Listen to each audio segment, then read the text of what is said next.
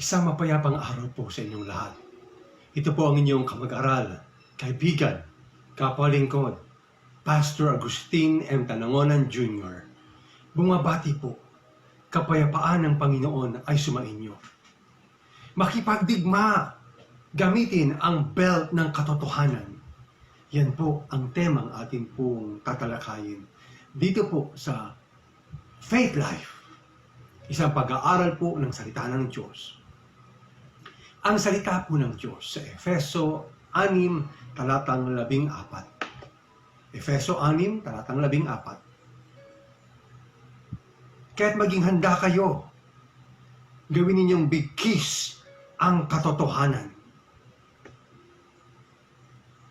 Tayo po ay dumalangin sa Diyos. Diyos na banal, makapangyarihan po sa lahat. Salamat po dahil sa pamamagitan ng inyong salita. Kami po ay matututo at magtatagumpay. Salamat po sa Diyos Espiritu mangunguna po sa amin. Magtuturo, magbibigay liwanag. At anumang pasan, kabigatan, sudiranin po namin. Iniaalay po namin sa inyong paanan upang kami tunay ngang matuto, mabago, magpatotoo at magdisipulo sa ikararangal ng Panginoong Hesus. Sa pangalan ni Jesus. Amen. Makipagdigma. Gamitin ang belt ng katotohanan. Pero paano ba natin gagamitin ang belt ng katotohanan? Praktisin ang kapit. Praktisin ang kahandaan. Praktisin ang control. Praktisin ang konsentrasyon. At praktisin ang commitment. Para tayo po ay matutong makipagdigma laban sa isang klaseng digmaan na hindi po nakikita ng mga mata. Ngunit mas totoo at masigit na nakasisira kaysa sa nakikita ng ating mga mata. Makipagdigma, gamitin ang belt ng katotohanan. Nang sulatan po ni Apostol Pablo ang mga taga-Efeso, sa bahaging ito ng banal na kasulatan, tinuturuan niya ang mga mananampalataya, ang mga disipulo ni Kristo sa Efeso, kung paano lalabanan ang dyablo, 10 na kanila pong mga pandaraya, mga instrumento ng mga bulaang guro. At dito ay ginamit niya ang kultura ng pananamit o armor ng mga sundalong Romano kapag sila ay nasasabak sa kanila pong duty at higit sa lahat sa kanilang pakikipagdigma. May 6 po na kagamitan o armor ang isang sundalong Romano at iisa-isahin po natin ito. Ang una po na binanggit ni Apostol Pablo, ang sabi niya, gawin ninyong bigkis ang katotohanan. Sa ibang salin po, gamitin ninyo ang belt ng katotohanan. Ito pong belt ay sinturon na ikinakabit po dito po sa baywang ng isang sundalong Romano.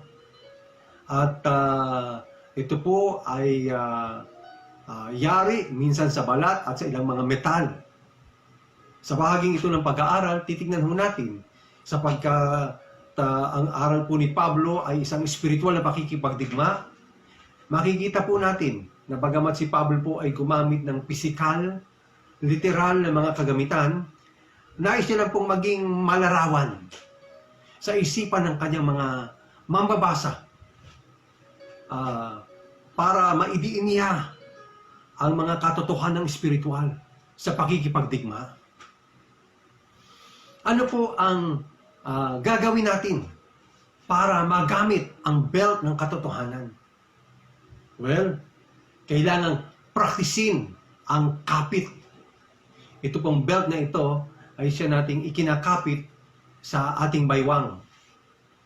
Ito pong sinturon na ito. Hanggang sa ating panahon, iba't iba ang hitsura, pero isa po sa pangunahing kagamitan niya ay yung ikapit siya sa ating katawan ng mahigpit para hindi ho magulo ang ating damit at nahahawakan ang ating hong damit pang ibaba. Praktisin ang kapit.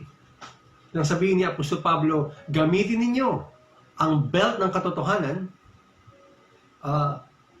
Tinutukoy niya ang ating hong pananagutang personal. Opo, responsibilidad na personal na maisinturon sa sarili, maipakapit o maisinturon sa sarili ang salita ng Diyos. Nakuha niyo po. At pagka sininturon sa sarili natin ang salita ng Diyos, hindi mo siya dapat tinatanggal-tanggal. Alam niyo ba? Ito pong sinturon na kagamitan ng mga sundalong Romano ay isa sa 3 gamit nila sa pakikipagdigma na off-duty o duty, hindi nila tinatanggal. Ang sinturong ito ay nakakapit at hindi yan basta-basta inaalis.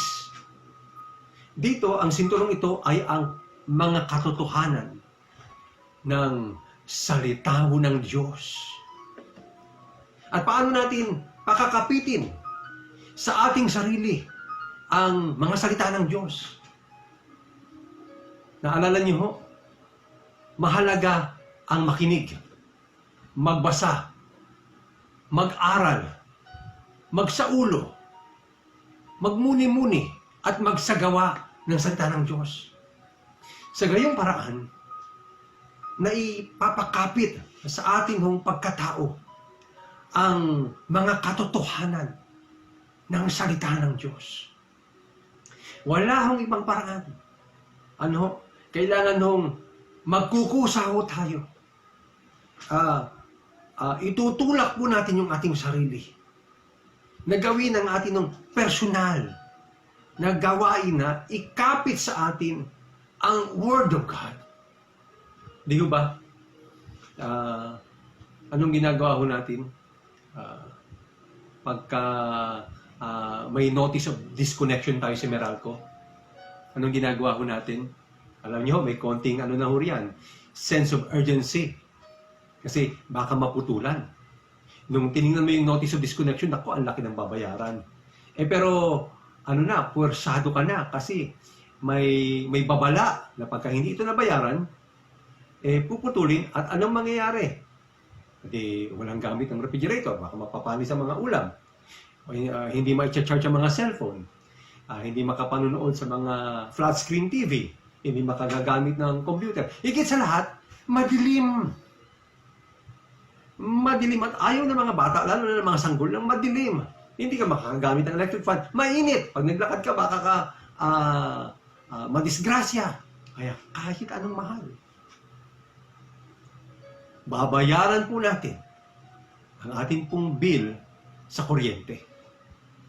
O mga kapatid, sana may ganun po tayong sense of urgency. Yung bang pagka hindi nakakapit sa atin ang salita ng Diyos. Yung bang pagka nakakalimot tayo sa salita mo ng Diyos.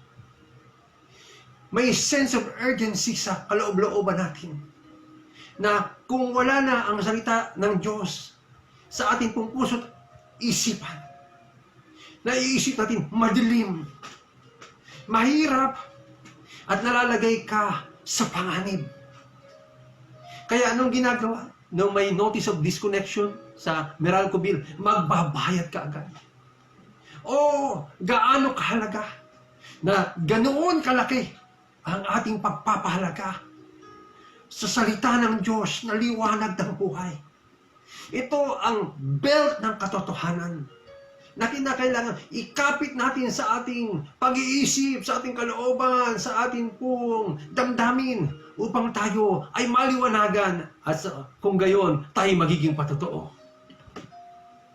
Gamitin ang belt ng katotohanan na ang ibig sabihin, praktisin ang kapit.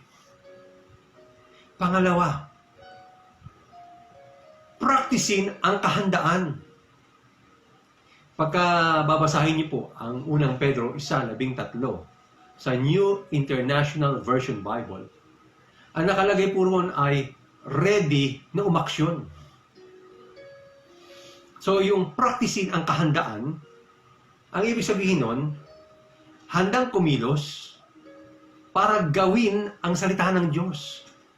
Kasi nasa isipan niya, pag hindi siya kumilos, may hihila sa kanya o tatangay sa kanya sa tukso at pagkabulid sa pagkakasala.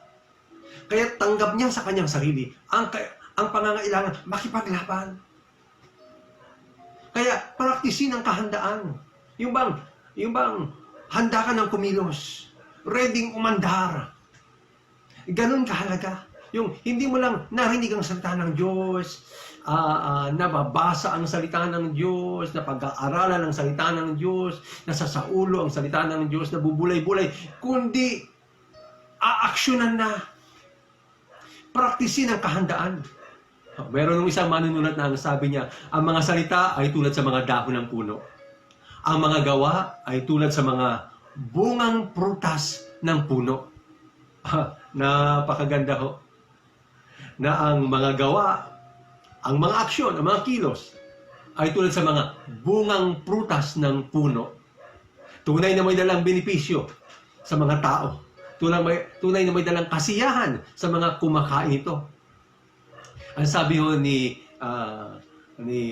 Richelle E. Goodrich, you are here to make a difference, to either improve the world or worsen it. And whether or not you consciously choose to, you will accomplish one or the other. Narito ka sa mundong ito. Alin sa dalawa, ang paunlarin ng mundong ito o palalain ito. At maaaring alam mo o hindi, dahil wala ka namang pinili, pero automatiko, ang palalain o paunlarin ang mundong ito, nang wala kang kamalayan, nagaganap mo o nagagawa mo ang isa dito. Kaya, tiyakin natin na yung mapakikinggan nating salita ng Diyos, yung pong mababasa ho nating salita ng Diyos, ay aaksyonan ho natin upang makapagdala ho tayo ng mabuting pagbabago para mapaunlad ang mga buhay na nasa kapaligiran natin. Gamitin ang belt ng katotohanan na ang ibig sabihin ay praktisin ang kahandaan. Pangatlo po, nang sabihin ni Apostol Pablo, gamitin ninyo ang belt ng katotohanan. Ang ibig niya pong sabihin ay praktisin ang kontrol. Tama po kayo. Praktisin ang kontrol. Alam niyo po, na ilagay sa ayos ang parte ng kasuotan pagka may belt. Kasi pagka wala hong belt, yan ho ay napakaluwag. At pagka nakipaglaban na, maaaring yan ho ay tinatangay-tangay at pagka nalakbo o kaya lumusob ang sundalo, maaaring masabit sa mga sanga ng punong kahoy o di kaya ay maipit ng mga kapwa niya sundalo. At magiging hadlang pa po ito sa pakikipaglaban. Praktisin ang kontrol. Na pagka inaayos mo ang iyong damit at iniipit mo sa sinturon, ang ibig sabihin ay sinusupil ang anumang bahagi ng pagkatao ayon sa gabay ng katotohanan ng salita ng Diyos para mapasunod ang iyong katawan. Sa Daniel, Kapitulo 1, talatang 8-16, si Daniel po at ang kanyang mga kaibigan ay nabihag po ng imperyo ng Babylonia. At sila po ay marurunong at makikisig ng mga lalaki at sila ay inihahanda na maging opisyalis po ng imperyo. Kaya hinainan po sila ng mga pagkaing karne at inuming alak at lahat ng marangyang pagkain nagaling sa palasyo. Pero alam ni Daniel ang salita ng Diyos. Kaya sinabi niya dun sa naghanda na ayaw niyang kumain ng mga bagay na ito. Liban na lamang sa gulay at uminom ng tubig. Kasi sa loob-loob ni Daniel, sangayon sa banal na kasulatan, may mga pagkain dito na makapagpaparumi sa kanya ayon sa kautusan. Kaya natakot po yung naglilingkod. Pero sabi ni Daniel, subukin mo kami ng 10 araw.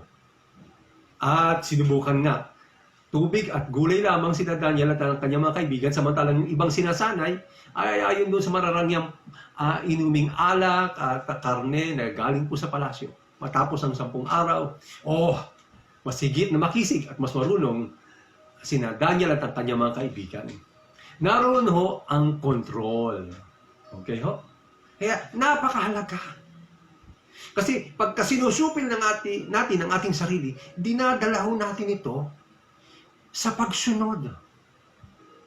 Okay? Ang pagsupil sa sarili ay hindi lang yung inaakay mo yung sarili mo na gawin yung tama, kundi pinipigilan ang sarili mo para mahulog sa pagkakamali. Ang sabi ng isang manunulat, ang pagpipigil o ang kontrol sa sarili ay yung abilidad na pigilin ang ekspresyon ng pita ng laman at mga damdamin. Ano po? So, maaaring may asawa ka na at marapat na ikaw ay focus lang sa iyong kabiyak. Yung pinapractice ang control ay yung pagpipigil sa anumang makamundong pagnanasa at emosyon. Ano ho?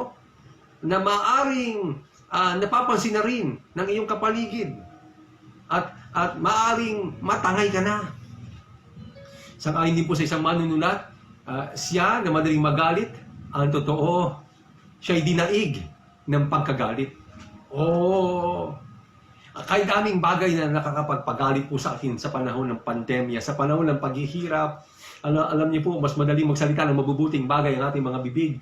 Pagkapanahon po ng kasayahan, tagumpay, pagdiriwang, pero pagkapanahon ng paghihirap, kalungkutan, karamdaman, kagutuman at kamatayan, kay daling magsalita ng pangit ng ating mga bibig. Dahil nagagalit po tayo, lalo na yung mga inaasahan nating kikilos para sa atin ay pumapalpag at nabibigo.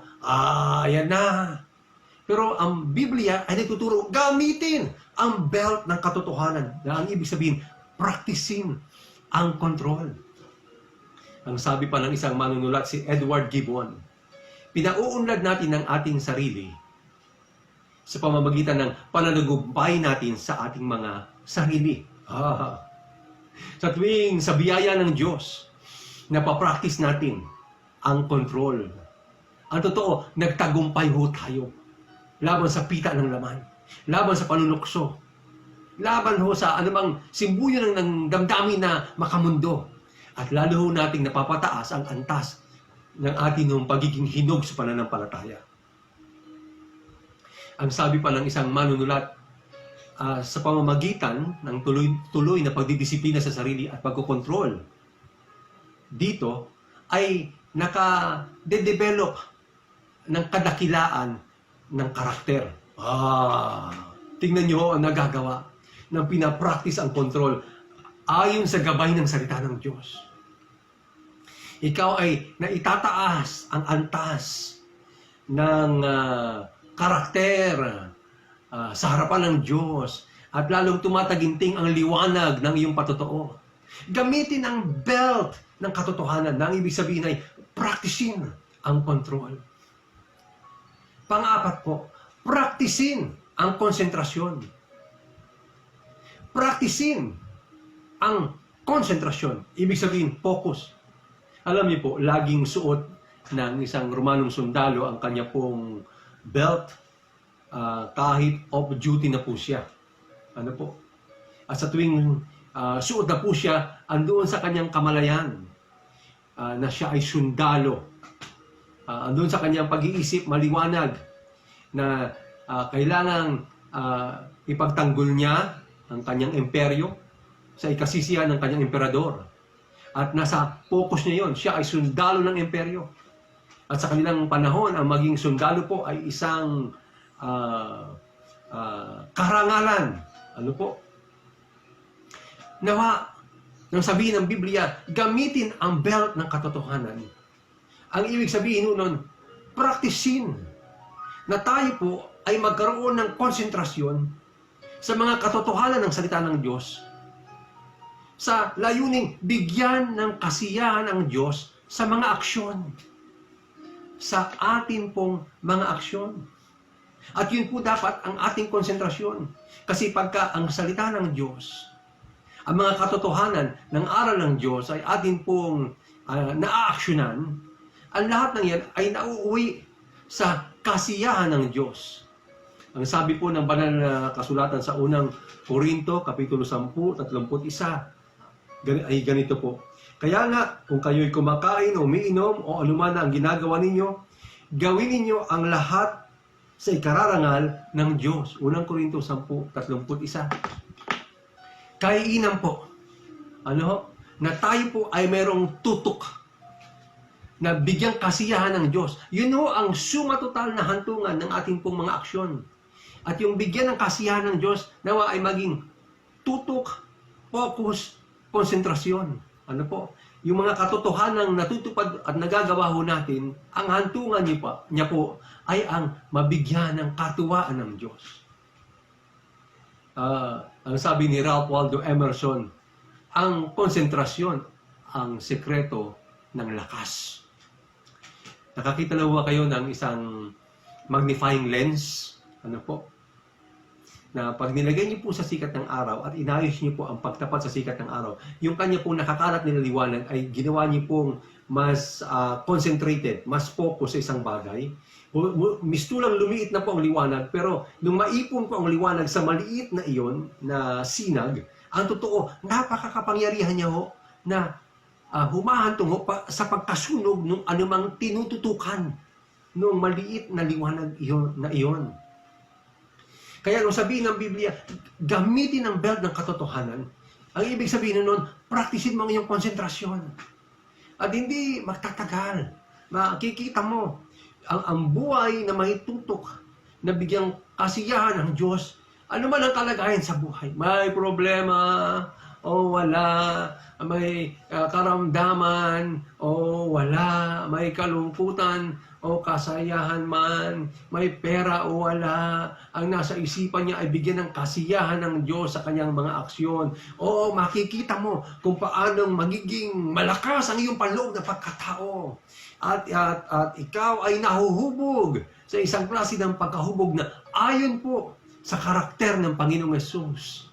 At nagagamit mo ang belt ng katotohanan. Yung panghuli po,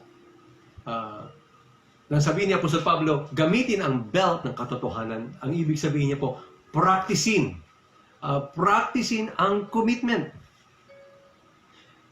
Ang commitment ay yung tinitiyak ang regular na pagkaganap ng kapit, kahandaan, kontrol, konsentrasyon. Yun po ang commitment. Yung pong apat ay tinitiyak niya, kapit, kahandaan, kontrol, konsentrasyon. Tinitiyak niya na mangyayari po ang mga iyon araw-araw. Hindi naman bumabaon ng pako ng lubos sa isang pukpok lamang. Kailangan po yung tuloy-tuloy na pagpukpok. Hindi naman po lumalaki ang muscle ng isang gymnast, ng isang praktisan lang o ehersisyo. Kailangan po tuloy-tuloy na ehersisyo. Hindi naman gumagaling ang isang pasyente sa isang inuman lang ng kapsula o tableta. Kailangan pong regular, tuloy-tuloy ang pag-inom ng kapsula o tableta ayon po sa prescription ng doktor. Hindi naman tumatalas ang isang kutsilyo sa isang hasala. Kailangan po paulit-ulit na hinahasa ang kutsilyo. Mga kapatid, nawa, maging commitment po natin. Ang tuloy-tuloy po tayo, nagpapapukpok sa salita ng Diyos. Para tayong mga dekalibre o dekalidad na mga kahoy na pinutol po roon sa kagubatan. At ang Diyos ay isang master na sculptor. At hawak niya ang pait at itong dekalidad na katawan ng punong kahoy ay pinupukpok upang hugisan ng isang magandang dibuho o eskultura. Papukpok ko tayo sa salita ng Diyos. Opo, hindi ho madali. Pero nawa sabihin natin, Lord, tuloy-tuloy po. Wala na pong pinakamainam na bagay sa mundong ito. Na ako ay pukpukin ang inyong salita. Panginoon, hindi po ako titigil. Tulad ng isang gymnast, mag-e-exercise palagi. Mag-e-exercise palagi na praktisin ang aking debosyon. Praktisin ang buhay pananalangin. Praktisin ang pagsunod sa inyong kalooban. Bigyan kayo ng kasiyahan. At tunay nga ako'y palalakasin nyo. At minsan, Panginoon, dahil sa mga pagsubok at sa hirap at mga sakit ng buhay, nagdaramdam ako, nasasaktan ako, Panginoon. Ngunit, Panginoon, tuloy-tuloy kong iinumin ang mga gamot ng inyong salita, sapagkat ang inyong salita ay nagpapanumbalik, nagbibigay kasiklahan sa akin ng kaluluwa. At Panginoon, dahil sa ako po ay inyo pong lingkod, hamak na lingkod, tulad ng isang kutsilyo, magpapahasa po ako sa inyong mga aral. Magpapahasa po ako sa inyo po mga panuntunan. Hindi ko man maintindihan. Kakainin ko ang akin ng kataasan upang ako ho ay mahubog. Ito ho ang commitment. Marahil lang sa pinakamagandang ilustrasyon ng commitment ay yung kasal. Panghabang buhay. Nung ikasal ang bride sa kanyang groom, nung araw na yon, at nung oras na sila ay pahayag na sila ay ginuo at ginang, ang bride na yon, kailanman, ay nabago ang kanyang pagkakakilanlan. Hindi niya na madadala ang kanyang apelyido bilang pangalang isusulat niya sa kanyang mga dokumento at pagpapakilala ng sarili. Tataglayin niya na ang apelyido ng kanyang groom. At sa araw ng kanilang kasal, tinatanggap niya na siya ay suko na o nagpapailalim na sa kanya pong groom. Yun ang sinisimbolo ng belo. Yung belo po ay tinatakip sa ulo ng bride at yung kabilang bahagi ay ikinakabit sa mga balikat ng groom. Siya po ay committed na susunod sa pangunguna ng kanyang groom habang nabubuhay. Ang bride na ito ay para lamang sa kanyang groom. O mga kapatid, nawa, bumaon po ng malalim sa atin na nung tayo magsisi at manalig sa Panginoong Yesus, ikaw at ako ay naging bride ng Panginoong Yesus. Wala na ang datihang pagkatao. Tayo ay bagong nilalang na. At iyon ay isang buhay na nagpapasako sa ating spiritual groom. Ano man ang kanyang ninais, sang-ayon sa kanyang mga salita, yun ang pinakamainam. Yun ang pinakamagaling. Ano man ang gusto ng Diyos sa iyong pag-aaral, sa iyong buhay binata, buhay dalaga, buhay tatay, buhay nanay, ano man ang plano ng Diyos sa iyong trabaho, sa iyong ambisyon, sa iyong pangarap, yun ang pinakamainam. At bilang bride, committed ka. Tuloy-tuloy, magpapa-under lamang sa iyong Panginoon. At doon, makasusumpong ka ng buhay na kasiyasiya. O mga kapatid, gamitin ang belt ng katotohanan. Praktisin po ang kapit. Praktisin po ang kahandaan. Praktisin po ang kontrol. Ang konsentrasyon na laging bigyan ng kasiyahan ng Diyos.